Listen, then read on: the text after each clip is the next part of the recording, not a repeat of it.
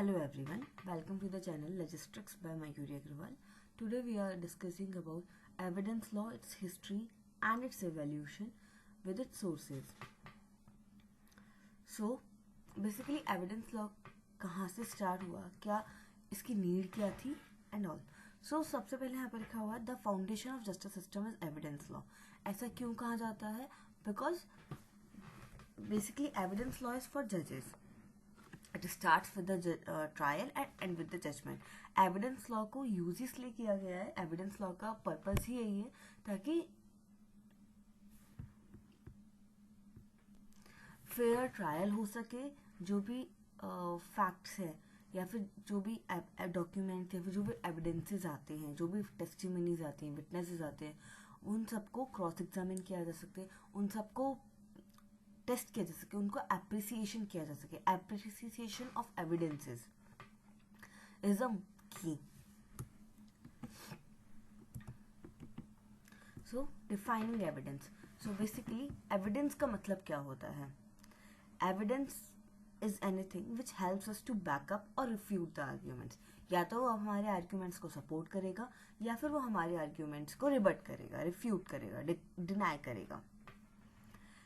Evidence is defined as something that leads to a conclusion. It becomes a ground for belief to back up or refute an argument. Same thing कि evidence कुछ ऐसा है जो एक conclusion पे पहुंचने पे हमारी मदद करता है. Evidence help us to reach a conclusion. And the last line, जो evidence है ये इसका इस word का origination हुआ है evidere, which means to discover clearly or to ascertain or to prove. Basically evidence का मतलब यही है कि which is helping us to reach any conclusion, to reach any presumption.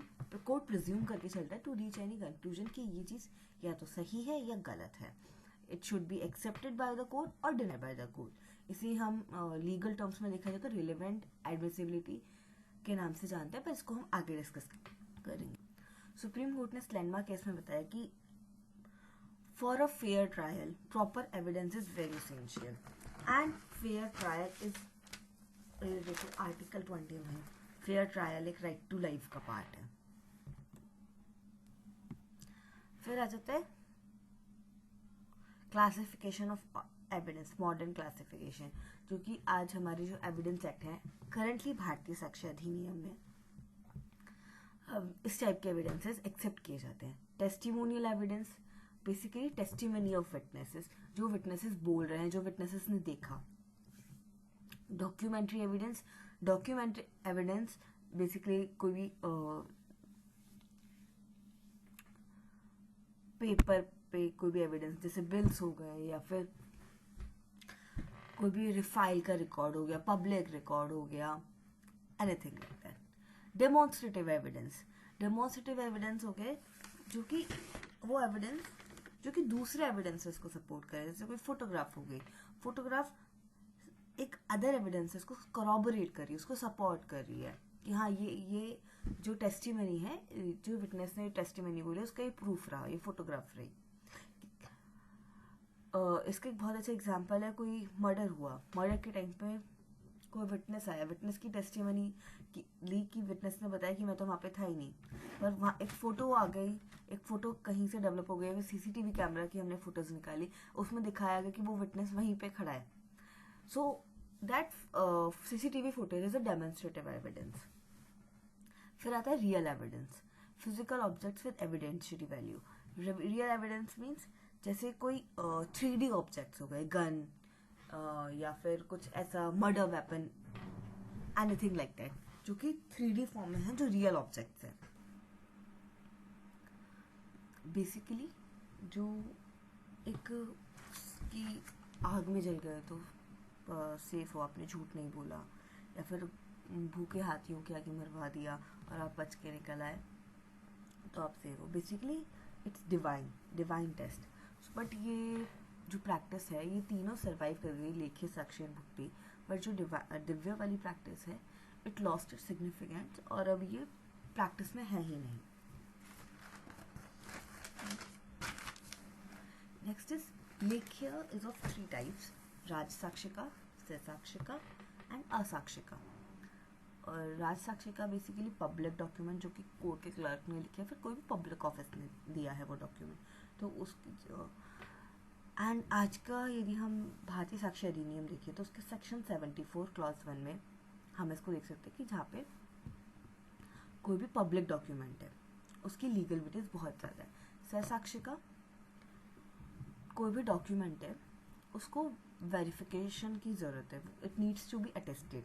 Attestation का जो लॉ है बेसिकली हमारी जो भारतीय साक्ष्य अधिनियम के सेक्शन 65 to 72 में ये देखा जा सकता है। आफ्टर दैट असाक्षिका, असाक्षिका इज समथिंग जो कि documents written in the handwriting of person, कि किसने खुद ही ने पार्टीज ने खुद ने अपनी हैंड राइटिंग से लिखा है, दैट इज सेक्शन 65 ऑफ भारतीय साक्ष्य अधिनियम। सो ये जो ओल्ड कॉन्सेप्ट्स है, जो हिंदू लॉ के कॉन्सेप्ट्स है, we can see very clearly in our its traces in our भारतीय साक्ष्य अधिनियम act and erstwhile Indian Evidence Act. So basically अब मुस्लिम लॉ की बात करते हैं। मुस्लिम लॉ में क्या था, मुस्लिम लॉ में जो जस्टिस था that is the basis, and इसके sources majorly there are two divine sources, Allah and prophet Mohammed, जो प्रॉफेट मोहम्मद ने कहा। एंड मुस्लिम लॉ के सोर्सेज आ जाते हैं कुरान, सुन्ना, इजमा, कियास। Other than that Muslim law में ओरल एविडेंस को ज़्यादा प्रेफर किया जाता था ओवर डॉक्यूमेंट्री एविडेंस, क्यों? और हिंदू लॉ में documentary evidences were preferred over oral evidence. This is the reason because Muslim law में ये माना जाता है if someone has taken oath of Quran Sharif and someone has, किसी ने अल्लाह की कसम खाई है तो वो इंसान झूठ नहीं बोलता, वो इंसान अल्लाह का नेक बंदा है। And cross examination of witness, leading question, law of collaboration सब मुस्लिम लॉ से स्टार्ट हुआ। And in Fatawa Alamgiri which is written by Aurangzeb, उसमें ये सब मेंशन है। फिर आ जाते हैं हम हमारी कॉलोनियल एरा पे, that is drafting committee. Common law में क्या हुआ, so who is the father of Indian evidence act, that is the James Fitzjames Stephen. First time when British came to India, जब देखा गया कि मुस्लिम लॉ के जो एविडेंस के लॉज हैं वही ज़्यादा प्रेवलेंट है और वो इतने ज़्यादा वो कोडिफाइड भी नहीं है। सो ब्रिटिशर्स ने इंट्रोड्यूस किया रॉयल चार्टर के थ्रू एविडेंस लॉ के कुछ रूल्स इंट्रोड्यूस किए गए, but there were some flaws. So उसके आफ्टर दैट मिस्टर मेने ने एक लेजिस्लेटिव काउंसिल में एक बिल इंट्रोड्यूस किया for evidence act 1860 on based on the law commissioner's 1868 report.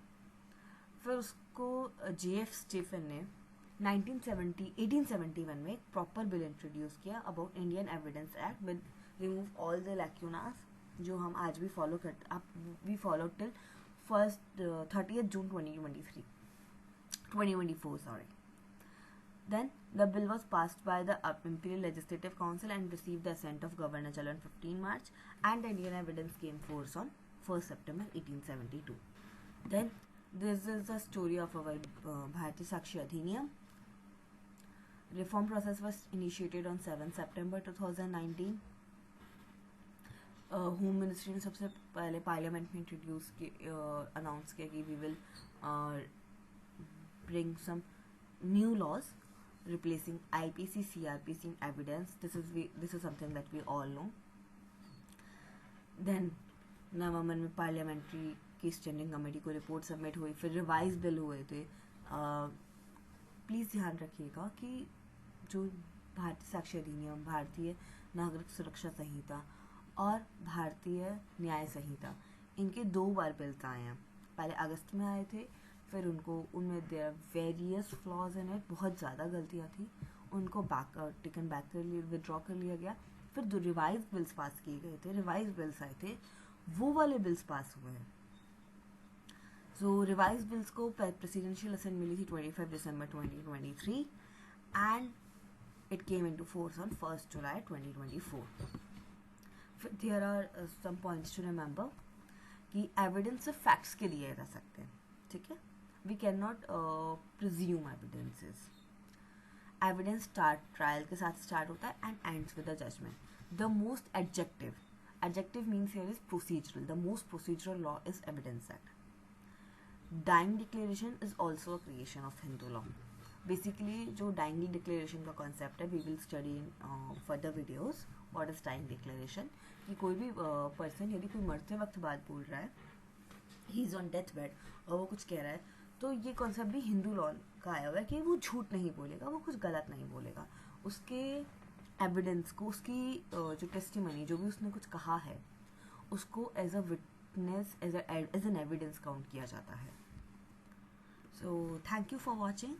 Please follow Legistrix on our Instagram page, and do comment, like, share and subscribe if you like this video. And please tell me if I have done any kind of mistake, and so that I can improve it. Thank you.